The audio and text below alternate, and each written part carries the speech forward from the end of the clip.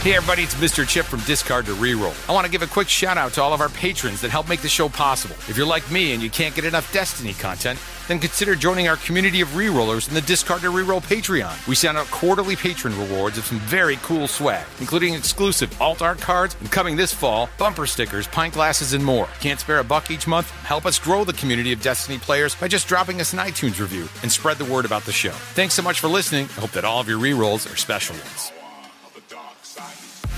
Hey, this is Jack from Golden Dice. I don't even know what podcast this is, so I definitely don't listen to it. It might be Discard to Reroll. Touch roll trash, Daddy. I won't roll trash. Hi, this is Ben from California, and I never listen to Discard to Reroll with Mr. Chip. Hi, I'm Seth Holocron, and I never listen to Discard to Reroll. You sat in big doo-doo. Hey, this is Bobby Sapphire from the Hyperloops, and I legit never listen to Mr. Chip on Discard to Reroll. Discard to Reroll. It's Discard to Reroll. We're a podcast about a little dice and card game we like to call Star Wars Destiny. I'm your host, Mr. Chip, and thank you for listening. And this is a special episode, folks. You need to grab your loved ones. Grab your family.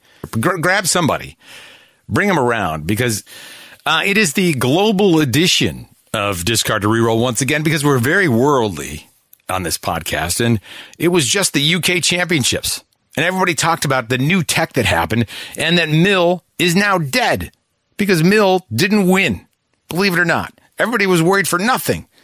All these people worried about Mill. Of course, I was never worried. I mean, I never talked about Mill, except all the time. Well, Mill's dead. Long live Mill. It's over. Now you got to worry about Snoke. Everybody's going to be wanting to ban Snoke. Or they're going to want to be banning the card that was considered the sweet, spicy sauce tech of the UK Nationals. And it was Natural Pilot. I don't even know if I want to read it to you. It's so hot and spicy. And it's from Empire at War. So in a couple months, it's going to rotate out. So Natural Pilot is dead. Long live Natural Pilot. Natural Pilot is it's an upgrade. So I don't know what that's going to do for you, but it did a lot for the championship because it was the card that just crushed it. And we're going to talk to Mike Rudin. Mike Rudin, the Rebel Spy, took himself away from Keyforge for a minute. And Mike, we always appreciate having him on and bringing the heat, not just the spicy tech, but bringing the heat. And we got Mike on the hook for doing a pretty cool thing for the show. He's going to do a spicy build of his own for all of you rerollers. So, hello. Oh my God. You talk about a blast from the past. We separated you from Keyforge. I can't even believe it. Yeah, me neither. You've played that game more, Mike, than anyone I know of, and it hasn't even come out yet. How is this possible? I played probably 15 games, I would say. So, all right, that's not that bad. Yeah, not a ton, but enough to pretend like I know what I'm talking about. Is it the same? I've only watched a few streams of it. Is it the same deck that you just basically was scanned and put on TTS or something? No, there's like 30 decks now. What? Like 30 to 40 decks in there now. So I just like load up a random one every time and don't even look at it before I start playing. How cool? Well, that's how everybody's going to be, right? Almost. That's what's fun for me right now, for sure. Once I have my own deck and it's like, my deck, then I'll probably play stick on one thing for at least a couple of weeks. I don't know, and then buy a new one when I get bored. I think about that with Destiny, and so FFG, like, they get some things like so right, like they're perfect, and the other things just kind of take it down. But like that idea, if you did that for Seal for Destiny, like that would be amazing. Be pretty sweet. God, I would do that all the time. Man, it takes a lot of the pressure off, and I don't know. It wouldn't be that. I wouldn't think it. Well, with dice, it would probably be difficult, but they could probably do something to use a similar algorithm to what they used for Keyforge, where it's like, okay, this deck is going, like we randomly assign this deck these colors and this, like affiliation, and so it's going to have like an assortment of these cards, characters and stuff like that. Could be fun. Yeah, you could even you could take the characters out. Like you still do the Rivals pack. Yeah. Take the characters out, make people get the characters, whatever. And then, just mix up the rest of the cards. That would be sweet. Yeah, it'd be fun. That'd be really fun. Let's do it, Mike. You come up with that idea. But I know that you're busy because you're Tiny Grimes called and said that you're going to be working at Nova. You're being in the Destiny deck rentals. Is that your new business? Yeah. I want to see. I feel like that's a pretty bad idea for a business. That's right. Like I don't make very much money. In terms of supporting your musician lifestyle, I don't know. That might be better for you. So, by the way, I just figured we'd start right into it to save your time. If that's Sounds all right with good. you. Yeah. And, truth be told, I texted Mike before he agreed to come on. And by the way, thank you for doing that, Mike. I know you're really busy and I pick on you for all the podcasts you do, but I love your content. Anything you do, if your name's attached to it, I know it's going to be good. So thank you for I realize it's a meme at this point, so I'm just leaning into it. That's right. That's what you got to do. Just go with it. It hurts less. But in fairness, the UK Nationals just ended, and on one of the Discords, I won't say which one, but you can probably figure it out. There was a lot of talk about the card that was the hot, spicy tech. And I texted Mike. I'm like, Mike, man, you got 30 minutes to figure out, because of course I can't do it, why Natural Pilot is like the hottest card going. And spoiler alert, it's from Empire at War, and you got about 2 more months to play with it before it gets rotated out. That's correct. But yeah, well, I don't know. I get it. I get what the card does. Yeah. Hot tech, Mike. Yeah, I think okay, here's my take, my very uninformed take. Here it is. My theory is that it's just a pretty decent meta call. Because if you look at that top 16, there aren't that many bursty decks that can just nuke character round one, or even within a short amount of time once you put this card on a character. The downside of a card like this is always, okay, I'm paying 4 resources for an upgrade that's going to just go away when that character dies. So it's a card that you have to play in a meta with lots of indirect damage, where you can decide where the damage is going from your opponent's characters, or just kind of in a slower metagame where your opponent isn't just focusing, isn't going to be able to switch targets and focus a character down in a turn. And that is kind of where we're at right now. So seems perfect. It's the effect is really powerful. The die is okay. I don't think it's the best die in the world, especially for 4 resources. But then when you also get to ready a planetary bombardment, it starts to seem pretty good. See, I'm sure that list is going to come out pretty soon. But you look at what it was running in, which is Snoke, Bazine, First Order Stormtrooper. Where do you put it? On whichever character has the most health. right at that time, right? I mean, so for resources, that's the other thing that back in the day, I remember when all this stuff came out, and this is pre Chance Cube and Snoke, and Yoda, resources seem to be even more difficult to come by. But now it seems like people don't care. 4 resources, sure, I'll get that first turn, no problem. Yeah, it was definitely harder to gain resources a few sets ago. You still had stuff in Empire War like Unkar, Thrawn. Right. If you're playing a vehicle version, you could make money like that. Chance Cube was a card, but there weren't as many focus effects for free, basically, that we have now that can kind of just turn it into whatever side you want and then resolve. So yeah, it's a different time today, and the red, I've played against this card once or twice, on just against random decks on TTS, and whenever they get to ready their big vehicle, it's definitely something you feel. So yeah. So looking at Mill, everybody was worried about Mill, and I'm one of those voices that of course. And, I do have a little bit of, we got to have a pre-discussion, Mike. when I first met Mike Rudin, a.k.a. the Rebel Spy, a.k.a. Keyforge's favorite friend, that Mike was anti-Sabine like you wouldn't believe. He had the tattoo, he's got a back tat stamp of Sabine with just the, the red Ghostbusters line through it, right? But he admits quietly that he's a mill player. He's like, but mill's not good. Don't worry. I just play it for fun. I kind of like the mechanics of it, whatever. Then, of course, the Millpocalypse happens. And then Sabine gets nerfed, the card that you've got the tramp stamp on. Then you go and win a store championship with solo Sabine. So now, quietly, you are a Sabine player and a mill player. Is this true? Like, this is, I'm just reading right from facts right here. Yeah, I guess geared up to be, like the hated person in Destiny, I guess, right? Mike, like, what's changed? Playing all the decks that everybody hates. What's changed? All right. Well,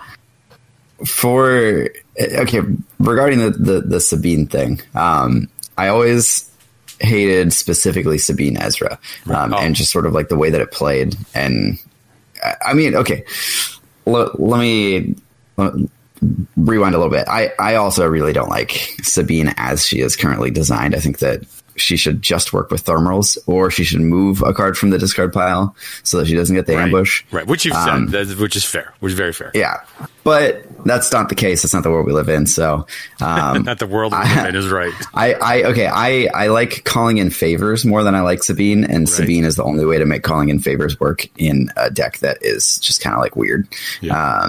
And I like playing weird decks that are like still playable. And so I sort of just like stumbled into that as being the calling in favors deck. Yeah. And it just so happens that like all of the 3-cost, yellow hero events are broken with Sabine. So it just worked out like that. Yeah. Yeah. A couple weeks ago to Store Champs, I played Sabine again, but I played single die Sabine with, Elite Yoda and like all the thermals, like sort of trying to play her as she was intended. How'd that and that was a lot of fun. Yeah. How did the deck do? I could have gone 4-1. I went 3-2. And all of the games that I won by milling out my opponent. Unbelievable. So it was a Sabine mill deck is basically what it was. Yeah. Everybody was very surprised when it turned out to be a mill deck. That's the ultimate. Like at that point, my cards go Sabine mill. Calling in favors. So what I tried to make work with calling in favors, which this is again tells you why my decks aren't in the meta. 1-die Vader, like Big Daddy Vader. 1-die Grimorian Guard, calling in favors. Interesting. But we know what I learned? I learned that all the good 3-cost things are hero. Are a hero. Yeah. Yep. So there goes that down the toilet. Makes it a tough thing to do. And I love that card. What's the card that makes the character elite? You know which one I'm talking about, though. Yeah, Way of the Force. Yes. I think I just love that idea of that card, but the consistency is tough.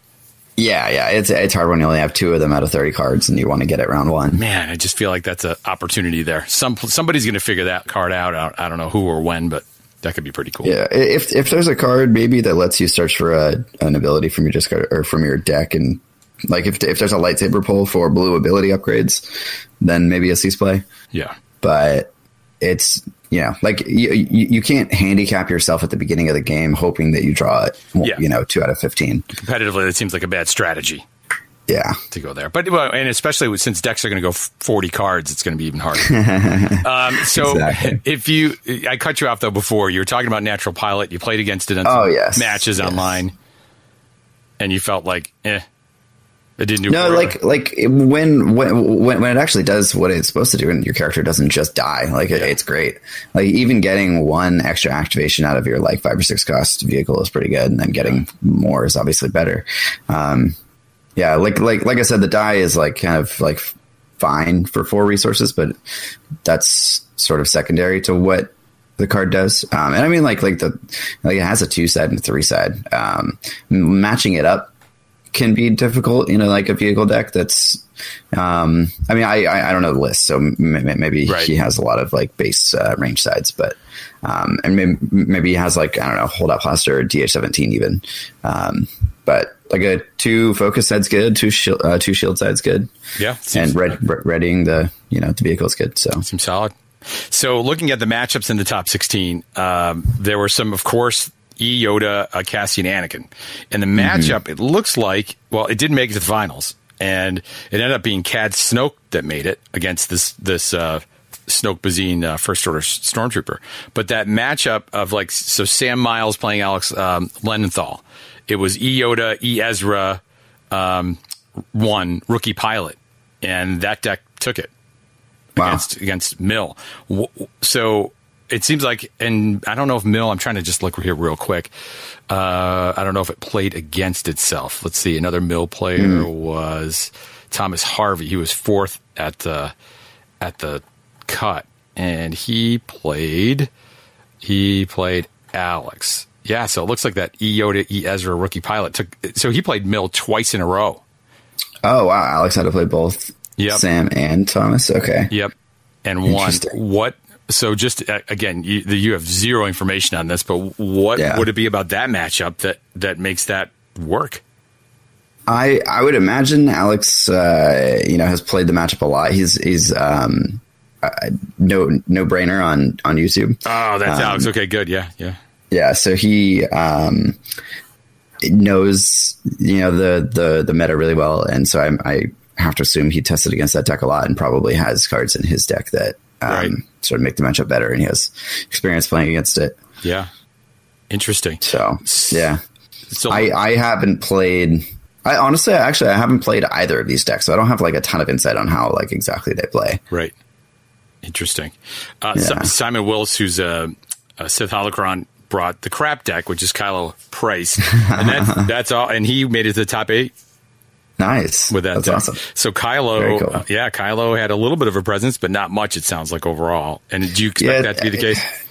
I mean, people don't like to play Kylo in a meta with not a bunch of monocolored decks. I think that's kind of silly, and he's still good even without being able to 100% of the time hit the ability. But yeah, I like the Kylo Press deck a lot. I think it's really cool. I think it's the kind of aggro deck that is good in this game. So yeah, I like it. I'm happy to see it up in the top 8. I'm not surprised though that was the only Kylo deck. Right. And then Talzin Mandalorian is a good deck. What about that? What's your experience with that deck? It kills you before you know that it killed you. It's it feels like it's the hallmark of the deck is just it's a bunch of little paper cuts and eventually you die. And that is just very true. Yeah. Every time I've played against it, it's just oh, whoa, it's round 3 and my characters are both almost dead. I don't know how this happened. Yep. So it's a very cool deck. I actually really like that deck. So I was all excited, Mike, because today it's where I am in the East Coast. It was going to be 1:00 in the afternoon on a Sunday, and I was going to cozy up. I had some nice, on Sunday afternoon, I had dice baking in the oven, beautifully preparing for my next tournament, and was going to cozy up with a blanket in nice air conditioning and watch the stream. And it turns out that the final 2 folks declined to be on stream. So wow! Yeah, so the feedback is that they didn't want to be crucified afterwards with, I guess that's what happened after Gen Con. And I don't know if I can say I blame them, but what's your take on that? The coverage of Destiny at events like this and, players not wanting to be on stream. I think that's totally fair. Yeah. There's nothing on the line really. You don't have, it's not FFG that's actually putting on this stream. So, yeah, I don't really have a problem with it. Yeah, I'm very bummed because you're getting third-hand information. But that's tough. That adds a whole lot of pressure to it. And what's your prize? You already got your prize by being in there. So that other than the trophy. I feel like you can things can only get worse for you. Right. That's too bad. Yeah. Which I mean, some people like being on stream. Some people like having everybody watching and stuff like that, and then some people don't. So right. I totally get it. Yeah. I wish they could do something else. I wish there was a way. And Klaus Stahl from Your Destiny podcast, I think would make this professional if he could. Just broadcasting events like this, and ultimately it becomes the responsibility of FFG. Right? I mean, they've got to outside of their home area have to figure out a way to cover events like this because clearly the community wants it. It's just how do you do that at not at the expense of the players, of course. I don't know. I don't know what the right thing is there, and I feel I don't want them to feel like I'm judging them for.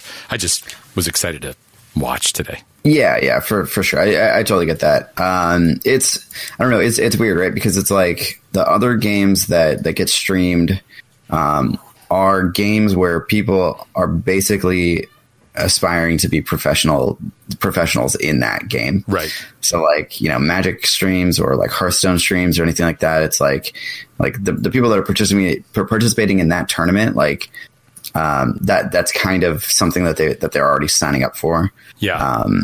Like to be streamed, like they know going in that's going to happen.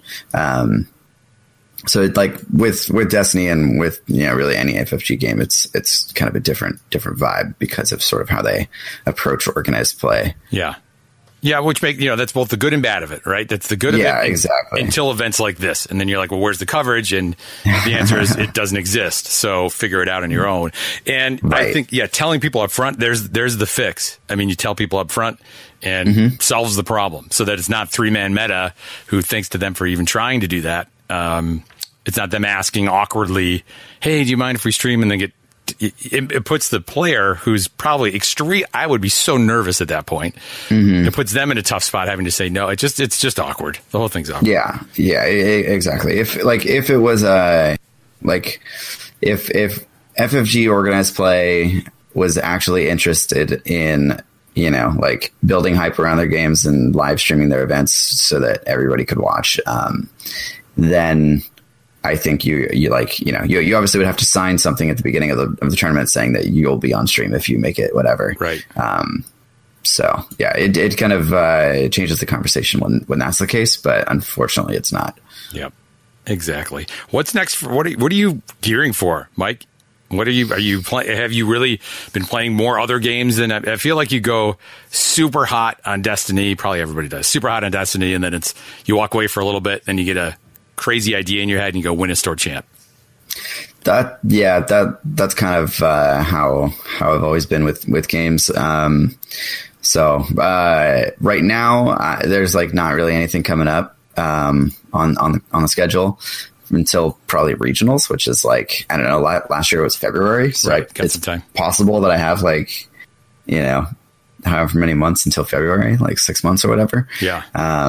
So if that's the case, then, I'll be excited when Across the Galaxy comes out, and then hopefully play some drafts and some, trilogy and just some fun stuff.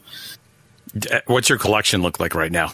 Do you have every card in Way of the Force? No, I did buy a Saga set. So I have almost every card. The cards that I have duplicate legendaries for is the Hailfire Droid Tank, Planetary Bombardment, Rex, Leia, and Darksaber. I think those are the ones. And that's because those are the cards that I've gotten through draft. Gotcha. No Snoke, no 2 Snokes. You got 1 Snoke. No Snoke, no Luke. Oof. Yeah, I just haven't gotten around to picking them up, and you don't need it. You don't super want to spend $50 on it. So no. Rental service, Mike. Yeah, that's the answer. And so how I want to know how you as a collector. Let's be honest, you are right. You got to have those cards. Oh, yeah. How you will deal with Keyforge. So like, are you going to end up buying like? And I don't mean to make this the Crucible sequel, but I don't. and which, by the way, what does Crucible even mean? Is that something in the game? Yeah. Okay. Yeah. It's like in the universe, like that's like the planet that you're on or whatever. Crucible's the planet? Yeah. Did I miss was it in the cartoon or was that in the actual? Never mind. No, it was in the cartoon. Okay, it was in the comic book that they released a couple days after. All right. Gotcha. So is this one of those things where you buy, like you keep, I feel like with me, this would be the worst. I would keep buying until I got that perfect deck, which does not exist. Gotcha. Yeah. So, okay, here's one of the reasons why I'm actually like kind of excited about it. Cause, I honestly don't think that I will be treated that way. Like, I think, I'll get, a few decks for sure. My plan initially is, I got a like box from Team Covenant, and it's like it's 12 decks. So my plan is to give one to my brother, give one to my other brother, give one to my cousin, like just like give them out to friends and people who I think would be interested in the game, and then just like kind of keep the rest and open them every once in a while. But like one of the things that I am super excited about is that like there's not really anything to collect per se. It's like I don't feel like I'll have the need to like have one of every card, because it's like I'll never be able to put them together in, you know, like the ways that I might be envisioning anyway. And there's like zero organization. So it's, you know, with Destiny, it's like, it's always a struggle. Like where am I putting these dice? Where, like, how am I storing these cards? It's such a pain. And then like pulling those cards out to make a deck is like half the reason why I don't actually like spend that much time making decks in real life. And if I have something built, I'm more likely to bring that than to build something new. So in this game, it's just like, okay, put your deck in a deck box and then you're good to go. Just like pick up that deck whenever you want to play it, and then you're done. So if they did this in a Star Wars format, it would be my favorite game of all time. No, without question. Yeah. In what I've already seen, and with the QR codes and with the automatic leveling, if somebody actually pays attention to that, and then I could put four of them in my bag and just go. I mean, I'm looking right behind me, Mike, at a table full of nonsense. It is just nonsense on that table with dice all over and 15 different failed storage systems. And God, there's something to that. Mm-hmm. I just don't like the house of this and the house of that. I don't understand it. That is fair. That's fair. And so like I get why it's sort of like a unique IP, like it's their own sort of like thing, and there are definitely benefits to that, where like, you know, they can't lose the license to their own, you know, ideas, which is a benefit. And like on the other hand, it's like if it were Star Wars, it's like, okay, you know, like you have to, like the decks then have to be created in a way that can, like, I guess, allow you to probably. I don't know if this is really true. I mean, like they can kind of do anything, customize, but, like to be able to have, you know, like heroes and villains separated within the algorithm, but still have them be like interesting decks. Yeah, and then, So I mean, I'm sure that they could do it, and maybe they will. I think we'll just have to see. And people are serious. It would definitely be fun. So, like, I think giving people some choice is key. Like, I don't know, Mike, do you have like a rebel or a villain or whatever, the tattoo somewhere on your body? Like, people have Boba Fett on their arm. So, like, they wouldn't play, you know, if it was a Luke deck, they're not playing that deck, right? Yeah. So, like, I agree. There's definitely more, baggage is the wrong word, but, like, there's something going into it. Like, you have a preconception going into it of like how this deck should play based on the characters that you know, as opposed to just like opening cards and sort of playing with those cards and like not really caring as much like the theme of it in a way. And like the theme makes sense within its own universe, but you don't have to have any like outside information to be able to sort of enjoy it. Except for the Crucible's the planet. Right. That you know, that I know. And keys, you forge keys, hence Keyforge.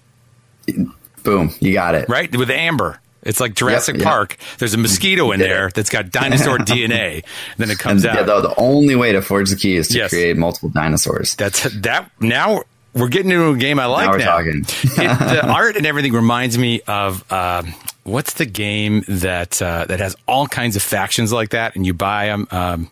God, I'm looking at it right now. And you have to take over the bases. And there's like unicorns and Elvis impersonators and rabbits and bears. No idea what you're talking about. It's going to come to me in a minute. Everyone's shouting out right now. I have a selective memory when it comes to podcasting. You know, it's not. Oh God, I'm looking right at it. There's like all kinds of unique factions in the box, and you can buy additional factions. And the art is. What is it? Card game. Just a card game. It's a card game? Yes. And you know it because it's almost like Munchkin in that I don't know. Okay, one of those? Yeah, I don't know anybody who plays it, but it's always has new releases and it's like sells a lot. Is it like shut up. Hold on, I'm going to find it right now. This is killing me. Let me go to board game. I didn't even know what I'm going to search for. That's the only problem. Yeah, I don't know either. Is it like a do you know like what kind of card game it is? It's one you shuffle them. I can tell you that. Oh, okay. No, it's like a deck building. It's a deck building game. It's a deck building game. Okay, so it's not like it's like war. Honestly, it's like war at a base. So you have like 3 bases that you put out, and then you have to you each play a card on the base, and when you add up the total points, you get the base. You'll know it as soon you'll see it. I don't think I've ever heard of this game, but it kind of sounds fun. It is. Yeah, it looks like King of Tokyo. The art kind of looks similar. My point of that was that Richard Garfield, who's a lead designer on the game, I think lead designer. I don't know if he's lead designer or contributed the ideas or whatever. He was selling it for sure. Yeah.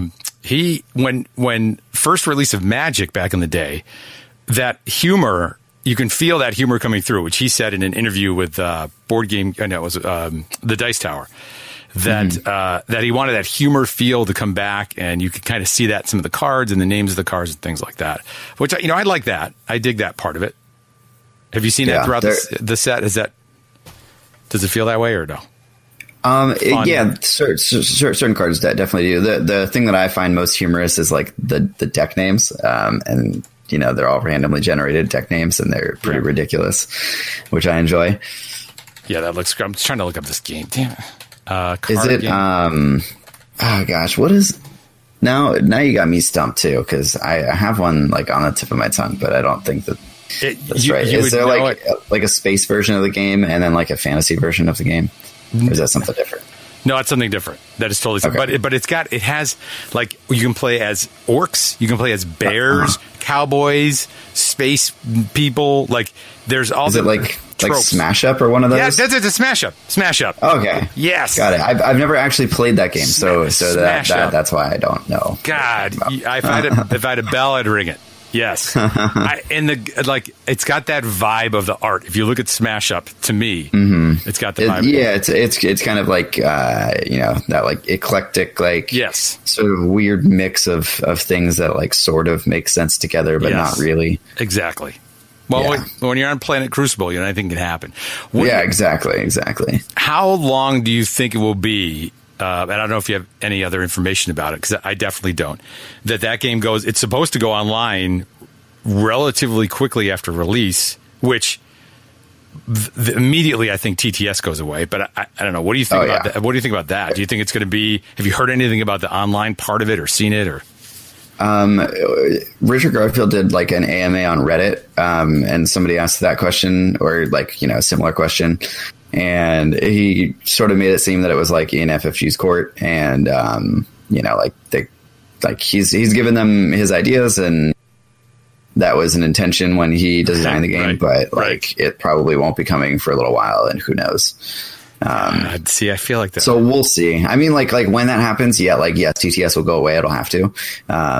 But like honestly, like nobody would want to play on TTS. Of course not. Yeah. With an actual like real client out there, like being able to play the game with sound effects and animations and sort of like your own deck. Like I personally, I think that this is like the perfect game for an online companion, because it's like you scan your deck in and you get to play the exact same deck that you have in real life online, and then just like seamlessly transfer between the two. I think it would be, to me now, that's genius, and I think. God, they should have done it at launch. I just think it's critical. Look at that as a critical blunder. So bad. I'm not going to disagree with that. I think that here's my last piece about that connection with Destiny. I think that not having the online component really hurts Destiny. I think it hurts Destiny in that the burden on teaching the game falls on players on store owners that can't do it really well. And there's a lot of stores that do it really well, but it falls on the players, which I'm okay about building the community. And I think that is important. But if you have a good system online that can help teach players how to play, this game would have taken off even further. I really believe that. And it would be so cool to play online where it's a little bit more, like the rules are governed. And things like I just feel like it increases fairness of the game, and then just the cool factor. Like I think they've got if you look at that Lord of the Rings game they're making, like that. I mean, it looks amazing. That game looks really nice. Yeah, like it's going to be sick. So I don't pretend to know how much that development would cost, and it would be huge, and the issues because it's whether EA owns the rights or who owns the electronic rights, but right. Man, I feel like they got to get on that relatively quick. Yeah, it would be cool. My concern with it is that, like, with Destiny being, the way that it already is, like, I mean, I don't know if it's any more the case than it already is, but, like cannibalization of your own sort of sales becomes an issue when you can play it, online and you have to buy cards online. Well, don't buy them online. I mean, honestly, if you did what you said, like around the idea of playing Keyforge online, like let me scan them in. And isn't that the way with the new Warhammer game? I think so. I don't know exactly how they work that, but I think it is. But I also think that kind of comes with its own issues, where it's like, let's say I'm at a shop and I'm playing, cards, and it's like, okay, I'll trade you this card for that card, but you don't know that I already scanned mine in online, and you can't scan it online on your end. So like there's weird stuff that can come up on that end. Like where with Keyforge, it's like, because like I think it works so well because there's no like deck customization. Yeah. Because you take the entire deck and it's both online and in real life, and that's like the unit of thing that you have, and you have to buy it in person so that you can upload it online. Then you get to play it in both. Like with Destiny, like yes, they could do that where like you have to buy it in person and then scan it in or whatever. But then you get a lot of sort of trading issues and a lot of sort of like weird deck construction things. So I don't know. Like I think that they could figure out a way to make it work, but I think that it would. I'm not holding my breath at all. Yeah. I honestly don't think that they will ever do it. We sound like we're at a board meeting right now at FFG. And you're the guy that just set up. I don't know what's going to happen. I don't know how you're going to do it, but I'm all in. Best of luck. I got to go.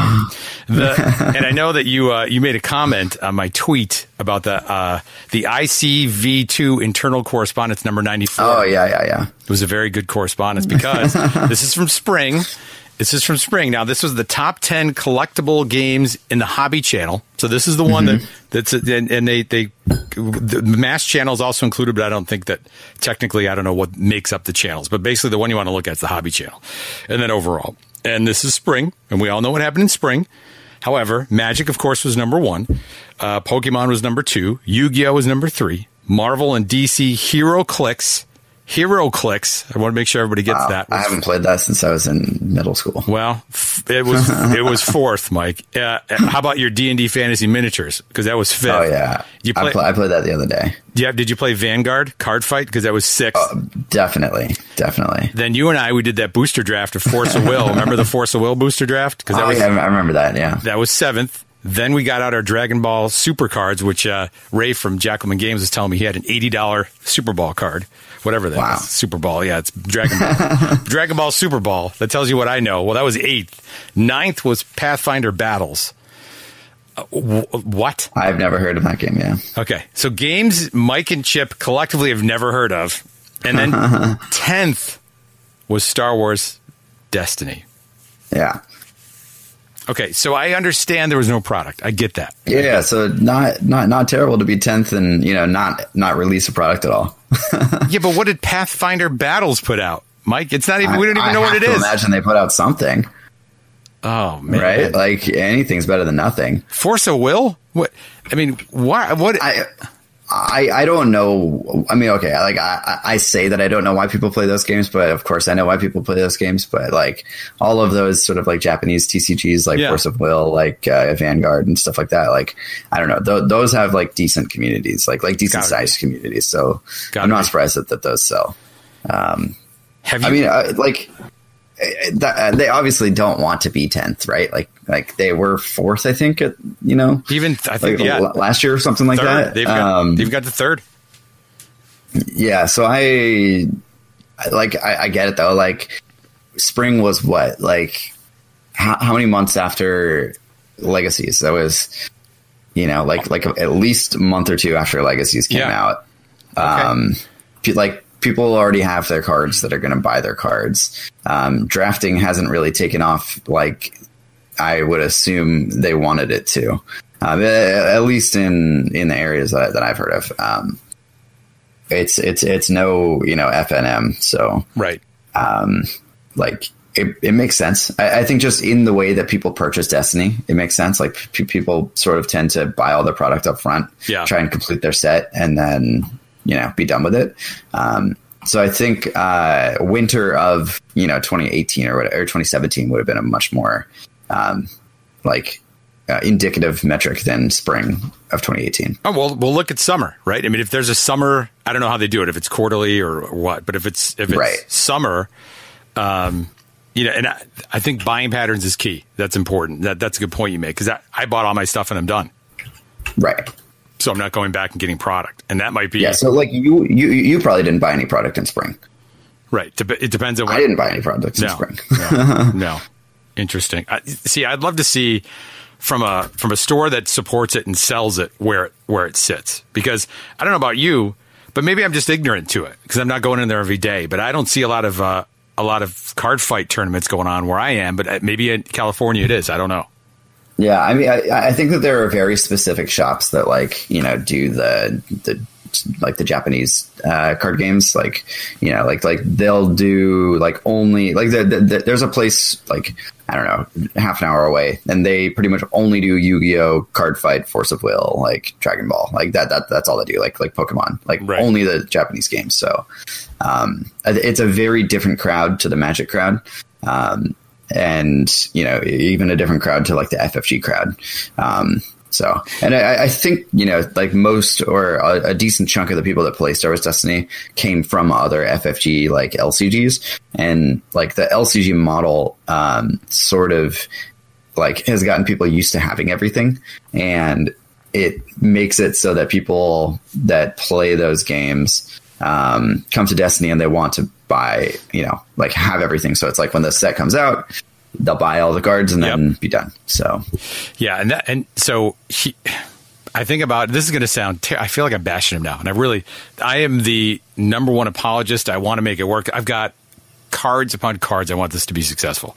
But then I look at Transformers, and it's funny. I did another, just a quick test. I Googled Transformers TCG release date, and one of those Google quick answers came up, and it's September 28th. It'll be released at 11 o'clock, and the tournament's here. I remember hearing that on the last episode. I thought that was hilarious. It had the hashtag Transformers Battle Begun, whatever it is. And then I did Across the Galaxy.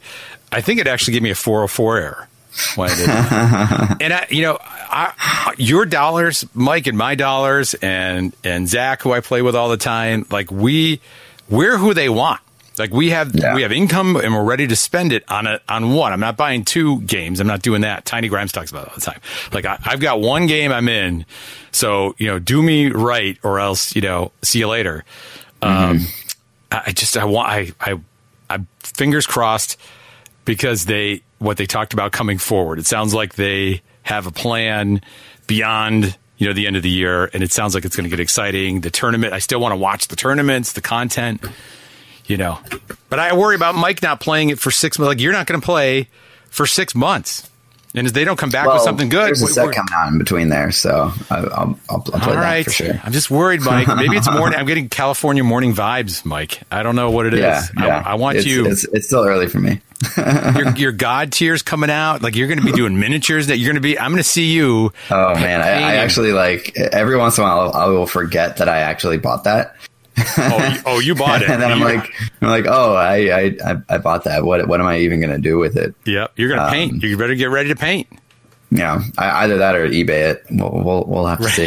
Right. Well, I hope it's going to be good. But all right, Mike. So what deck? I got to let you go. But tell me, so what are you going to play? What do you want to play? Are you going to still be doing these crazy brews, or are you going to start to hone in on something a little bit to play?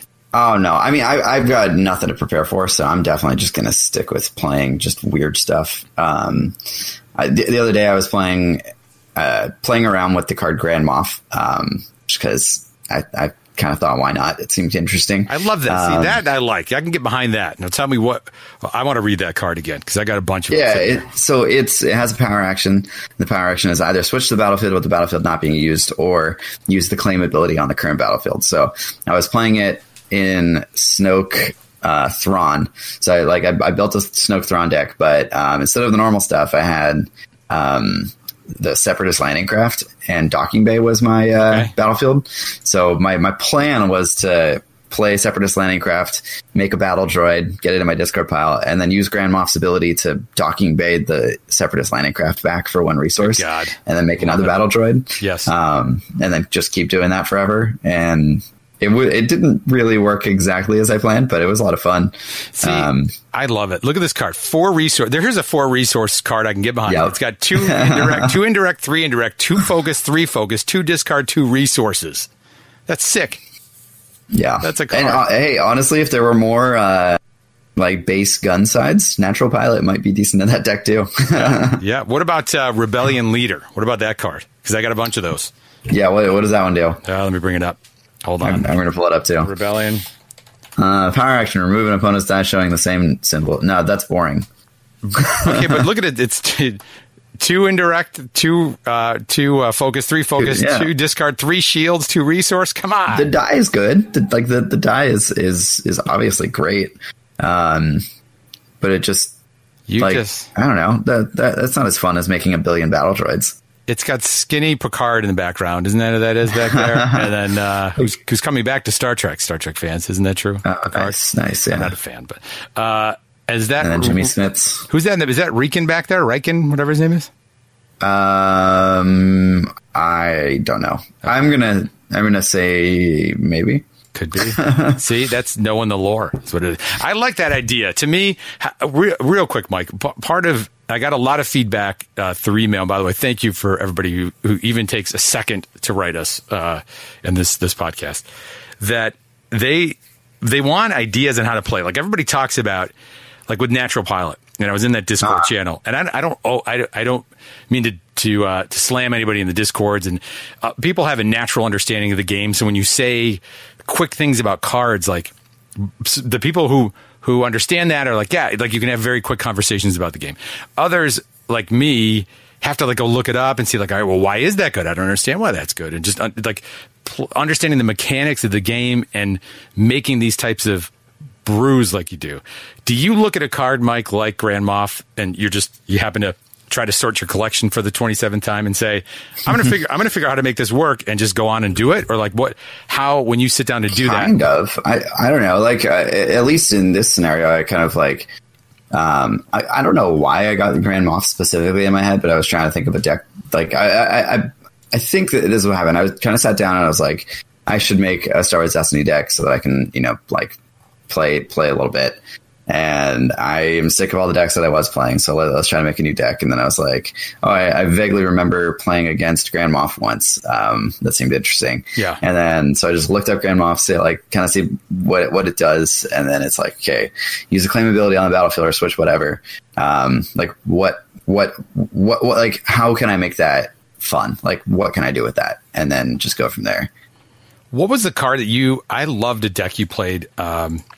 I feel like you played it online a bunch early, and it was it's a villain.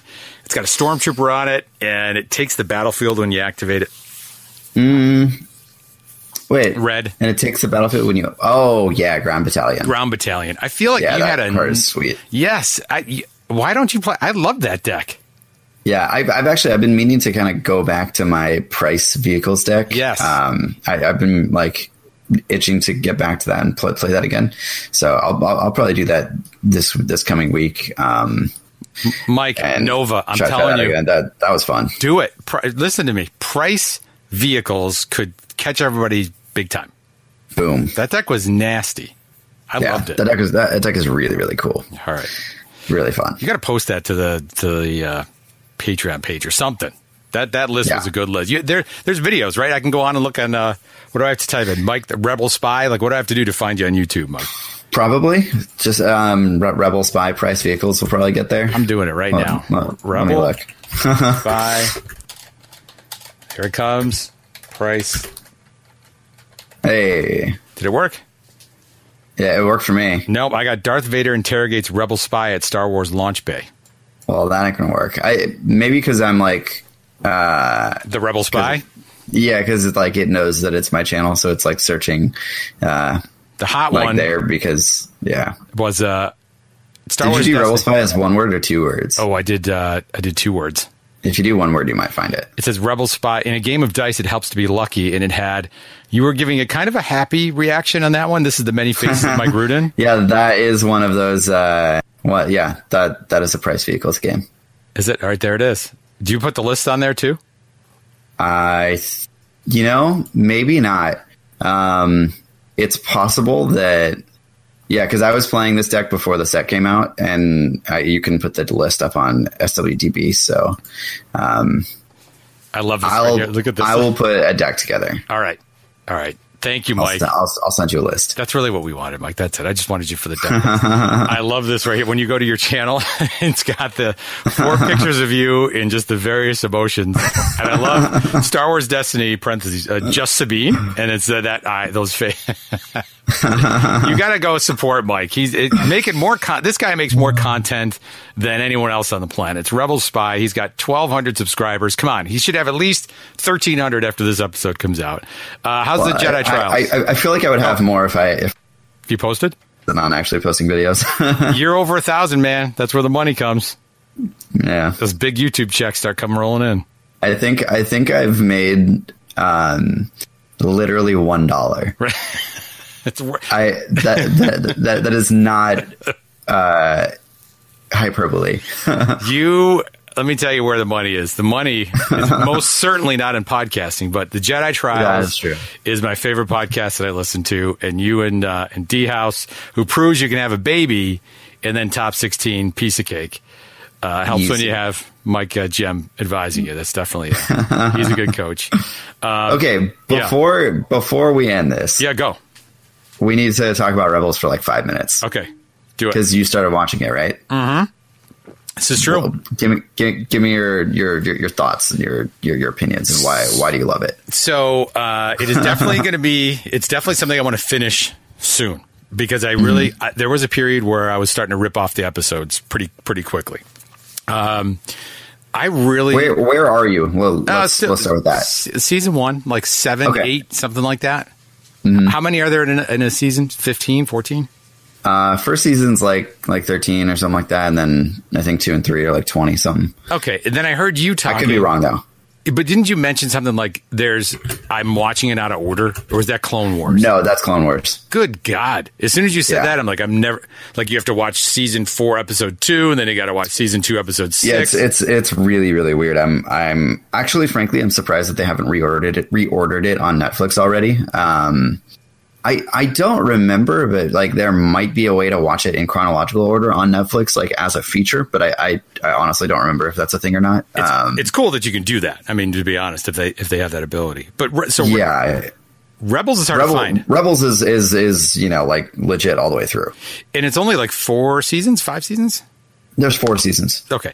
It also also hard to get, like Disney Channel, and we don't have like regular cable because we canceled a long time ago. But then we have like this grandma cable package. But they give you with Spectrum in New York, they give you like I don't know. There was this $20 a month package. You could pick a few channels. So I picked Disney for the kids and myself, and so you get the app, and they had Rebels on there. But then it's gone. So like only the latest season. Yeah, it's gone. So I had to figure out another way to get it. But I actually like it. It's actually good. Great. It's actually really good. Yeah. And I'm like, here's the nerdy part that I'm afraid to admit. Okay. I'm watching. So the beginning talks a lot about. I don't want to. Well, I mean, you could spoil it at this point, I guess, but I won't. It's been out for 4 years now. So I think you're good. So Zeb, there was this early episode with like the Ion Disruptor. Yes. Like that's a big deal. And then I'm thinking about the card in the game, and then you're thinking about Zeb and why he doesn't like that whole. I'm like, yes, that makes sense. I get that. And then the Grand Inquisitor comes out, and like he's pretty badass. That seems pretty good. And all starts to come together, and made the game like way more interesting when I went to go look at the cards. Right. Like when you actually, are familiar with the characters and with sort of like the storylines, just makes you appreciate when they call things out in the gameplay even more. Yes. So I think what happened, Mike, is I didn't understand the difference between Clone Wars and Rebels. I think that's my problem altogether. And what really softened me on the whole idea was that I've got a girl who just turned 3 yesterday, Piper Grace. So we had a big birthday party. But happy birthday to her. Yes, I'll let her know. She's upstairs playing with Princess Poppy or something, one of the trolls. Nice. She loved Forces of Destiny, which was Disney's push towards the women heroes of Destiny, and really they did such a good job of that. So I softened up on the idea of animation. Nice. And you really worked at me, and then Mike's his jabs every once in a while got to me too. But he doesn't watch Clone Wars, does he? He is currently in the middle of it. He's taking it back up, and he's I think he's probably about halfway through. Okay, where's he at with this thing? Does he like it? I think so. If you like Rebels, you will like Clone Wars. I can promise you. Yeah. I watched. So here's what I actually did. I watched the first season of Rebels, and then in between the first season of Rebels and the second season of Rebels, like before the second season came out, I watched Clone Wars. So I hadn't even watched Clone Wars when Rebels came out. So, yeah. So I kind of did it a little backwards, but I really enjoyed Clone Wars a lot. Where's the Order 66 garbage that everybody got me all like made me feel bad? I didn't know what the heck that was. Episode 3, like the movie. Okay, but wasn't it in Clone Wars too? They can talk about it in like on episode. All right, so I gotta go back and watch episode 3. Right? That's. I mean, you don't really have to go back and watch episode, but that's where it's from. It's not my favorite. All right, so Patreon bonus content time. Here's one thing. I got Return of the Jedi. I've been getting all this old vintage stuff lately, and I'm not a huge comic collector, but like there's this one series of comic that they took all the Star Wars figures, like the box art Star Wars figures, and they like, have you seen those? Made and like the comic cover is like the box art for like the characters or whatever. Yes. Those look cool. Yeah. So I'm taking, this is a roundabout way to get to the point, but I'm taking my daughter who's a senior this year, and she's going off to college. We're going to Fan Expo in Canada, in Toronto, and that's next weekend.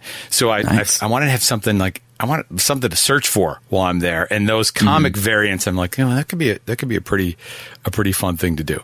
So circle back. What were we talking about? I already forgot what I was going to talk to you about. What was it? I don't know. Rebels, Clone Wars, Return of the Jedi. Return of the Jedi. Yeah. Okay, got it. Yeah. So I'm getting into those vintage. That tells you where my memory is. So the vintage stuff is on my mind because I just wanted to have more of this stuff. Oh, and I got the Afra vintage figures from Comic-Con came. Oh, nice. That's awesome. God, they're so sweet.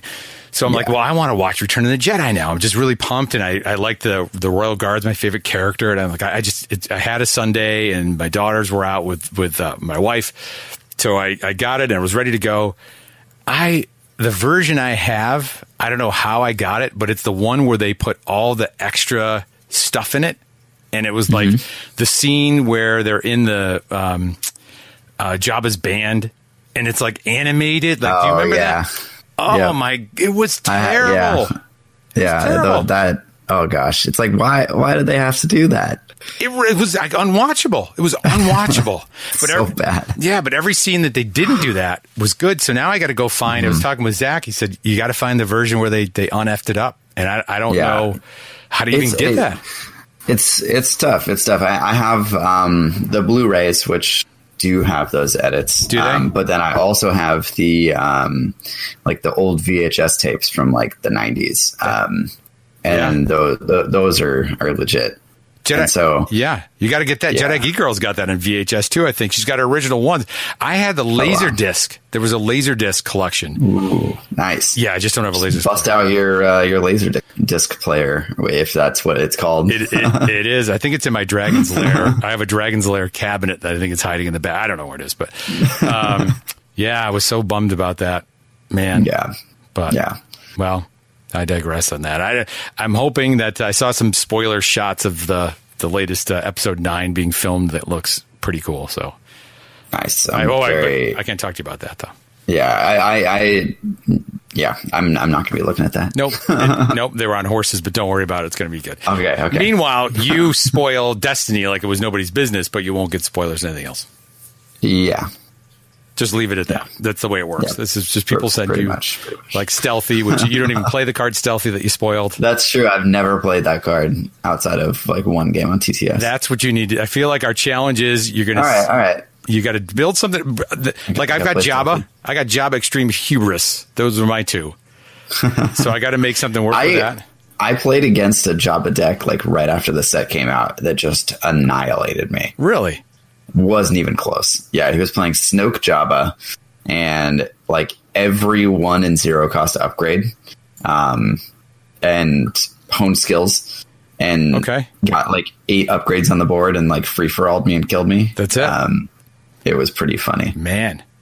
Somebody maybe that's the I feel like the specials idea there might be the trick. I don't know.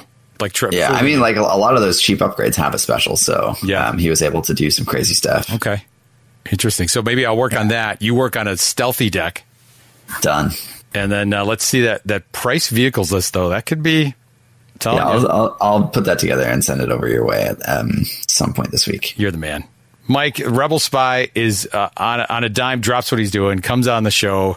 We appreciate it, Mike. You're the man. Jedi Trials, the new stuff coming out. You got the Patreon kicking into full gear, the cool alt art, Obi-Wan, which is killer, by the way. I'm glad you enjoyed it. Oh, I loved it. So when new episode coming out soon? New episode coming out in the next couple days once I edit it. And it's always fun. Yep. And that's pretty much it. Awesome. Mike, thank you. You're the best. Dude, thank you. All right, I'll talk to you soon.